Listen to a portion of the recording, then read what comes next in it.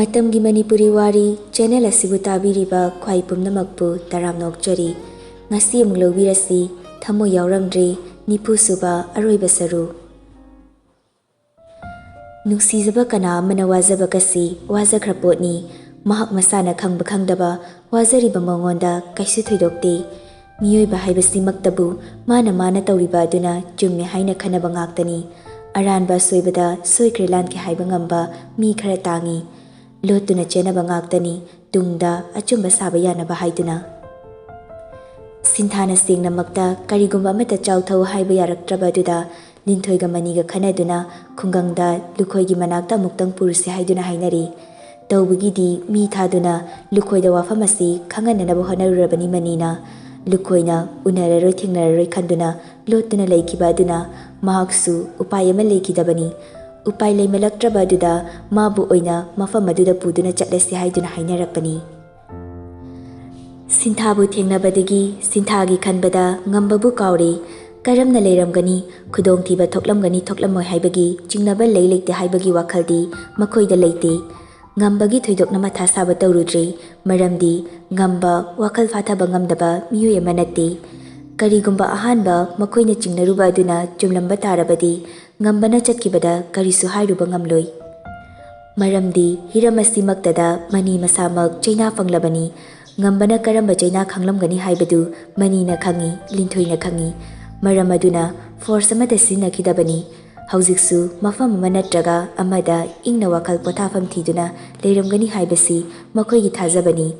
seran turan lambida chatlangbani haibagi thajaba dumadi makhoigi mafamda leite linthoidu sinthagi ka oina leiribaduna changlai tapna hairei bema ichana sumaina tawbase ima khoisu nungaite aduna ichana pamba nangi pabung lukhoigi manakta aikhoiga puna chatlurasi lao wheelchair sida tawraga nabung wangambu inthokhalao Sintha ushinduna leiramba mit anidu tapna pangthorai numit masing yamlakle nungsiba mapa mabungi masak uraktaba uningbagi khawlangba aduna masa pumba kahalaktuna chaina piraklaba matam asida linthoigi waheina ayingba kharadi pirari haugatnaba haidana hotnabani adubu ngamdri tung oirapna changakpa wangamna sinthabu ngaktuna haugatpirei Pushilaiba wheelchair duda famanduna mapanda inthoktuna puthorei adubu ilamba thanglamba khongthangdumadi chaplepkhre chatlambadagi khamleklekkiba duda sinthasu nonkhalактуна yenglai ngambana makhutta bek ama paiduna leplaga bradenga loinana leramba du ubada sinthasu yenglai ngakna ngamba sinthagi safamda ubada makhutta pairamba bektu leimaida thadaki mitki akoibaduna imu mushinduna khamdeklabagumna uriba ikang kangsilaba chimbal taifet taraba kuchu matamama mana ukiba safamdudi natlamdri ahongbana pikthalamle hongdana leiramliba haibabu musukmuba samdumadi ahongba leiramdi ngamba stairdu tapna kakhalai machangi mangda khuru kunduna famtharai tampakta thamliba sinthagi makhuttu tapna paikhatli syringe makhunna imumuna leiriba singduda tapna nalui ihaurakliba pirangdumasu khamba yada chentharakduna sinthagi khunamduda taki tamcha yumsida hek khongthangduna lakpadagi ahanba khonjal thokpa numitni ngasina sinthagi mayamsu mapitana angakpa amaga loinana yengduna lei ngambana nonkhatuna machanbu yenglai makhutna machangi mamaida nungshina nanbiduna kaurai Chan kaino nangna tawramsibo kanani chanbu sumaina tawhalino tamcha ayum chatningi ai babung waningi tamu choksu uningi yumda chatlusi tamcha pugani ichana chatningba mafam aduda tamchana pugani ichana pamba tamchana loina pigani ado kaigino nangna karimta chawyade haisibo babung yawdrabadi ai kemta chaningdi tamcha babungsu ai udabada chak charamoye ngasidi yumda chatringai tamchaga chak chakhise yabra yumda oina charuse ngasina roiba oikibase oikidabase aduna ibungi yumsida nabunga chak kitangdi chaminakise aibusu nabung oina khanba ngamaroidro nang sinthadu ngambade yenglai ngambane yengiba mityengduda ngamoi haiba ngamdri mangaktu tapna namlai ngambana wheelchair insinduna kitchen da changlai makut makna tawduna pukham amata da chanaba semlaga puduna Sinthabu dining chair da famalaga punna chaminai chak chaba tokpaga Sintha ngamba wangam amadi Bradena kari amada aduga Premani amadi Ningthoina kari amada tawduna ningthi khul tamna lai gari manungda tumina leirambadagi Sinthana nakanda famliba ngambada yengduna hanglai tamcha nahan khaidi kaida chatluge ngasina kamaina sida laino ngambasu sorasangba ma hondoktuna khumlai mata thaiba launam chawba mafam sida ai leiningdra haidana malemase sinba thungna amuktangdi koiramge haiduna chatlubani adubu thamoi yaudaba mina kuina sangna thamoi dubu hungdoktuna chatpa ngamdabana ai thamoi gi khongul amuk linaba honarakpada ai gumna chaina fanglaba amana ai gi khongul lirakpaga mayuknabadagi ichangi nakta chingduna puraktana yauraibasini ngangna lakpana yum yaurakli Sinthana matam khara urudraba matung mayum changlakpada pungong honglambagumna urai tashin khomjinaba leitrabagumna ichai chairiba sumang mangol adu yenglai nungtigi oiramlabadi lukhoidu sumangda famduna mathau tawduna leiramgadabani adubu ngasidi yumdu kanasu leitrabagumna ichik chiklamli tapli changaktuna mangon churi kafamduda lepi mayamdu imungi thongdu hangduna Sanjitna hobe chenthorokpaduda ingak angna mayamdu yengduna leinei Sanjitsu machanbu ubada angakpa matawga loinana yengduna lei leiribasingdu masingsuna amuktang yenglamlaga Sanjitna changsilaktuna wheelchair da famlibi machingi khudang paiduna chinglaga imungda pusinduna changkhre Sinthasu turoi ngamloi mabungi matung inaduna changkhre imung changlakpada leiramliba mapagi fibamdu ubada masagi awaba chainadu kaukthokduna samlamba mabungi makutu thadokduna chensilai famungduda sontaraba hakchangduda pangal piba ngamjada hipliba lukhoibu ubada waramba pumba kaukre Sinthana changsinduna mapabu konduna kapladuna hanglai babung kaino torumisibo lukhoisu machanupidi yengduna mapi taraduna khumlai bagi thoibi babung kashu tawdiye kaidawri chade kuchugase taife tarine babung ai kashu tawdiye nang ipabu aroganuko lanjadrabi chagi maphamda ipana hairuidaba wa kaya haikiba mayamdo nang ipabu ngakpiyuko babung adumaina hainuo babungna adumaina haibado ai nungaitiye ngambaga loinana mayamsu imungda changlai ngambana makutlonaduna lukhoigi manakta changsinduna hairai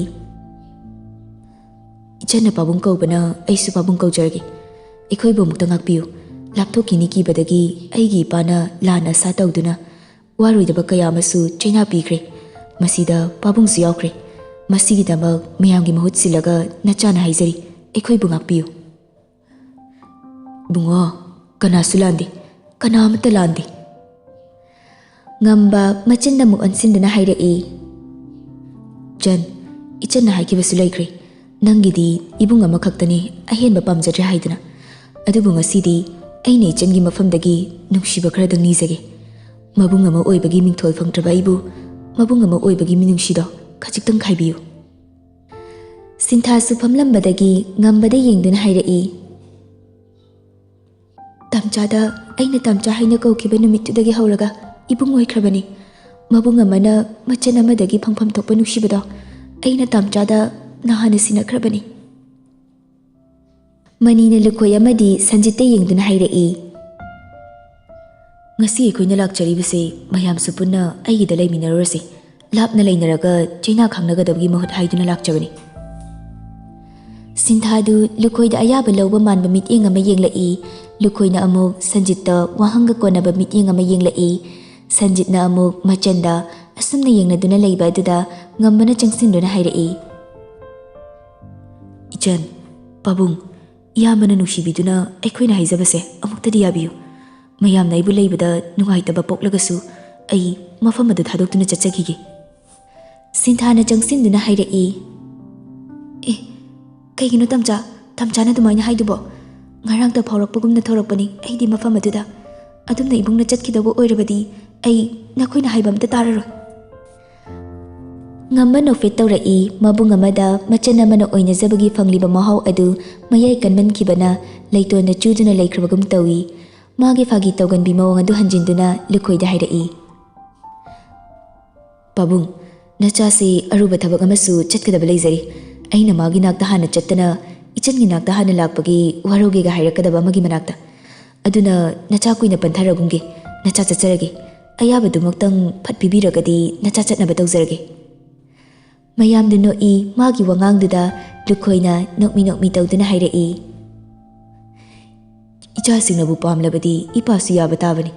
machasingna nungaina hingkiba punsiduni aina pamlibasu. Sigi warisima oke tarene dude pabungga ichanga hospital da pubagi thabaksina aikhoigi ningol mawa aigini itaw nungsiba bredengi mathau tarene mayam khangdabasu yaurongkiba yai aigi tawse introm tang tawjarangi. Yeknabani haidana muktana leizabi imung anigi machana lona marup sanaraga tinajabani aigi khwaidagi nungsiba aigi marupni breden aduga ichangina mayamna dum khangbiro yanaba yanadabagi problem pumnamaksu loina solve tawre haina tajare luhongbagi thabaksimadi aina handaba yadre aduna aigisu leiriba problem yamse amutang solve tawrukigi. Ngambadu ngangna chatpa hawi matung onduna bredenda yengduna muksu laurami. Nabaiga tanaraga fana basinarohe aidi natai mathe machale. Poiregi homdani sana tuminna armchair amada ngaduna family nungsuk nungjanaba machagi mataudu yengba ngamdraba poireina changaktuna hanglai. Kaidorage ni chabo machi tumin adum leibasibu karigino wari bomba nangsu taraba natrane. Kaisto dira baba sumachik pasida patharambani. Mapanda ngang mayam ama langlibagase yauruba yadro nangbo. Baba ai kemta tawningba poktre. Sida ibung ama hek lakpadudi lakidrabra. Yai ferel bura baba. Hoine. Baba na sukra haibiyo lakano haidana. Aina haibadudi ma itata dabagumna tawi. Karigino ne nangna dumna hairibo. Wakal jamna kanduna lakpanate. Magi wakalda aina yaningba wakalon oidi aduna inakta naksinhaningbagi apambana chada leizade. Mana kari wakal khalaba tongan miting ama yengbani pakhang amana leisabi amadi yengba yaba mitingni kaisu kaidabra haina khali padi thoini hena su khanjilunuda ningthina hainaraga yaba ngaktani. Hainaringai tanjadada angang nupa macha ama changlaktuna hairei. Baba nupa ama chesana una bala awe wadu hairam laga ngang disu chenkre poireina macha don sinduna hairai. Ningthina haiko nangna haigadabado phajadaba wahaidi sinaba yadeko changhalaklagi sidoina dum. Masi hairam laga poirei su thokre sanadi thongda maning onsinduna fambana thokiba dusu haudre hanna yengubasu tawde hana leiriba fibam adu kaidana adumak tumina family thong hangdoktuna mi ama changlakpagi samildu ma fangi thongdagi khong kanchilei haibe khangbaga sanana hairai. Saryafa nangai bulana khanbigano aingonda sarna khanbiriba wakhal yengbiriba miting ado hongdokpiyo. Sir aigini khanna thamjaba thamoigi mapu ama leikre mana aigi thamoigi mapu oikiba numit adudagi aigi hakpumnamak mana puduna chatkre aduna sarna hairakadoriba waduna aini yaba ngamleidore aduna warobigano aigi nakta sarna lakpase lepiro aigi punsida minungsisu pokpirano. Nangi thamoigi mapuduna kana khonjalduda sana fuk hawgalaktuna mamaidu khangleileiduna yengthorai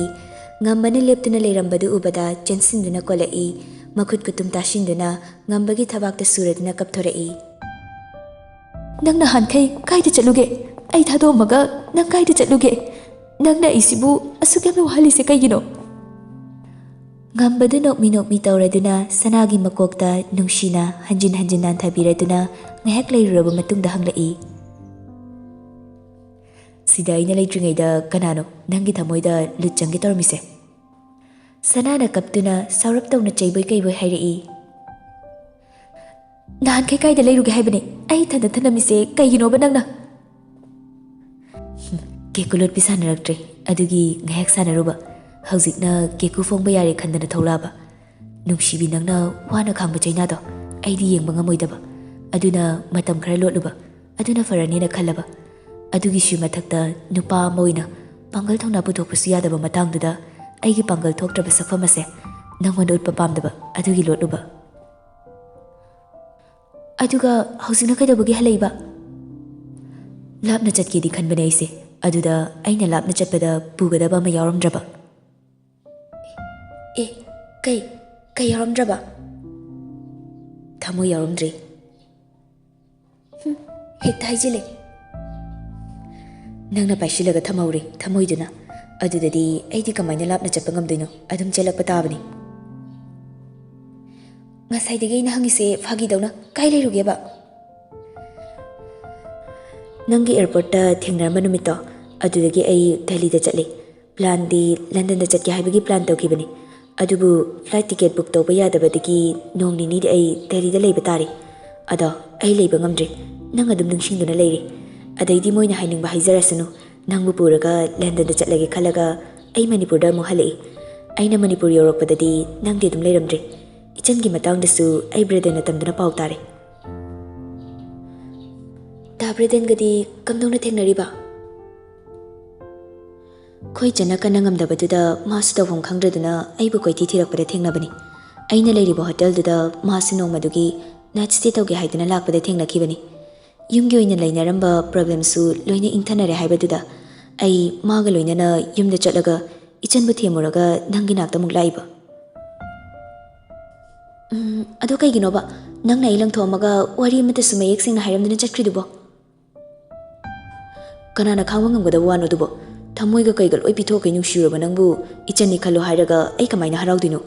ꯅꯪꯗꯤ ꯑꯩꯕꯨ ꯅꯕꯨꯡꯅꯤ ꯈꯜꯂꯣ ꯍꯥꯏꯔꯛꯄꯗꯨꯗ ꯍꯔꯥꯎꯕ ꯄꯣꯛꯄ꯭ꯔꯅꯦ ꯄꯣꯛꯑꯝꯃꯣꯏꯅꯦ ꯆꯞ ꯃꯥꯟꯅꯩ ꯑꯩꯁꯨ ꯉꯥꯏꯍꯥꯛ ꯑꯋꯥꯕꯗꯣ ꯀꯥꯎꯅꯕ ꯍꯣꯠꯅꯔꯨꯕꯅꯤ ꯍꯧꯖꯤꯛꯇꯤ ꯂꯥꯟꯅ ꯈꯟꯕꯗꯨꯁꯨ ꯑꯣꯏꯔꯝꯗ꯭ꯔꯕꯅꯤꯅ ꯑꯩ ꯂꯟꯗꯟꯗ ꯄꯨꯔꯒ ꯆꯠꯂꯔꯣꯏꯅꯦꯀꯣ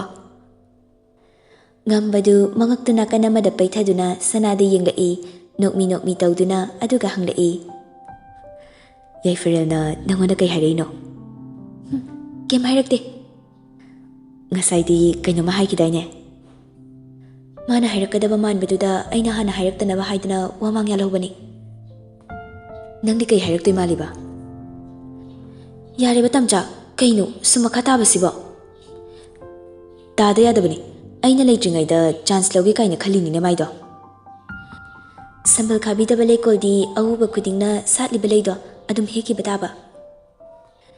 ꯁꯝꯕꯜ ꯈꯥꯗ꯭ꯔꯁꯨ ꯃꯅꯥꯛꯇ ꯀꯨꯜꯂꯤꯕ ꯍꯨꯏꯖꯥꯎ ꯑꯩꯕꯨꯗꯤ ꯀꯩꯅꯦꯅ ꯈꯜꯂꯨꯔꯕꯖꯥꯠꯅꯣ ꯍꯦꯛꯄ ꯂꯣꯏꯈ꯭ꯔꯒ ꯈꯣꯡꯕ ꯑꯣꯏꯔꯗꯤ ꯀꯩ ꯀꯥꯟꯅꯔꯤꯒꯦ ꯁꯪꯗꯨꯅ ꯂꯩꯕꯒꯦ ꯍꯦꯛꯇ ꯃꯔꯩꯁꯦ ꯇꯧꯕ ꯌꯥꯝꯅ ꯄꯥꯝꯈꯤꯕꯒꯤ ꯃꯑꯣꯡꯅꯤꯅꯦ ꯅꯪꯒꯤꯁꯦ ꯃꯔꯩꯒꯤ ꯋꯥ ꯅꯠꯇꯦꯗ ꯁꯨꯝ ꯍꯥꯏꯕꯅꯤ ꯐꯩ ꯁꯝꯕꯜ ꯈꯥꯔꯒ ꯊꯝꯕ ꯌꯥꯝꯅ ꯄꯥꯝꯃꯕꯅꯤꯅ ꯍꯧꯖꯤꯛ ꯑꯩꯅ ꯁꯝꯕꯜ ꯈꯥꯗ꯭ꯔꯒꯁꯨ ꯌꯥꯕ ꯃꯐꯝ ꯑꯃꯗ ꯑꯩꯅ ꯄꯨꯔꯒ ꯆꯠꯄ ꯇꯥꯔꯦꯗꯅ ꯋꯥꯗꯨ ꯍꯥꯏꯔꯗꯨꯅ ꯉꯝꯕꯅ ꯁꯅꯥꯒꯤ ꯈꯨꯗꯥꯡ ꯄꯥꯏꯗꯨꯅ ꯆꯤꯡꯗꯨꯅ ꯄꯨꯅꯕ ꯇꯧꯔꯛꯄ ꯑꯗꯨꯗ ꯁꯅꯥꯅ ꯉꯝꯕꯒꯤ ꯃꯈꯨꯠ ꯐꯥꯗꯨꯅ ꯍꯪꯂꯛꯏ ꯑꯦ ꯀꯥꯏꯗꯅ ꯇꯧꯔꯤꯁꯤꯕ ꯇꯝꯆꯥ ꯈꯣꯏꯆꯟꯒꯤ ꯃꯅꯝ ꯑꯣꯏꯍꯜꯂꯒꯦ ꯁꯝꯕꯜ ꯈꯥꯗ꯭ꯔꯁꯨ ꯍꯨꯏꯖꯥꯎ 50ꯃꯨꯛꯅ ꯁꯪꯍꯜꯂꯒꯦ ꯂꯩ ꯍꯦꯛꯄ ꯀꯅꯥ ꯆꯪꯉꯛꯀꯦ ꯌꯦꯡꯒꯦ ꯑꯎ ꯆꯤꯛꯀꯦꯕ ꯍꯧꯖꯤꯛ ꯑꯁ ꯇꯝꯆꯥ ꯐꯥꯒꯤ ꯇꯧꯅꯣ ꯐꯥꯒꯤ ꯇꯧꯕ ꯌꯥꯕ ꯋꯥ ꯅꯠꯇꯦꯕ ꯑꯗꯣ ꯅꯪꯉꯣꯟꯗ ꯀꯅꯥꯅ ꯐꯥꯒꯤꯅꯤ ꯍꯥꯏꯔꯒꯦ ꯁꯤꯒꯨꯝꯕ ꯃꯇꯥꯡꯗ ꯐꯥꯒꯤ ꯇꯧꯕ ꯍꯩꯇꯦ ꯉꯝꯕꯗꯤ ꯌꯨꯝꯗꯁꯨ ꯍꯥꯏꯔꯝꯃꯕꯅꯤ ꯂꯥꯛꯑꯣ ꯆꯠꯂꯁꯤ ꯊꯦꯡꯈꯤꯅꯕꯅꯤ ꯉꯥꯡꯅ ꯉꯝꯕꯅ ꯁꯅꯥꯕꯨ ꯆꯤꯡꯕꯣꯏ ꯀꯩꯕꯣꯏ ꯇꯧꯗꯨꯅ ꯄꯨꯈ꯭ꯔꯦ ꯇꯧꯔꯤꯕ ꯃꯇꯧꯗꯨ ꯄꯣꯏꯔꯩ ꯃꯥꯏꯊꯣꯡꯗ ꯅꯣꯛꯃꯤꯕ ꯁꯛꯐꯝꯒ ꯂꯣꯏꯅꯅ ꯌꯦꯡꯗꯨꯅ ꯂꯩꯍꯧꯏ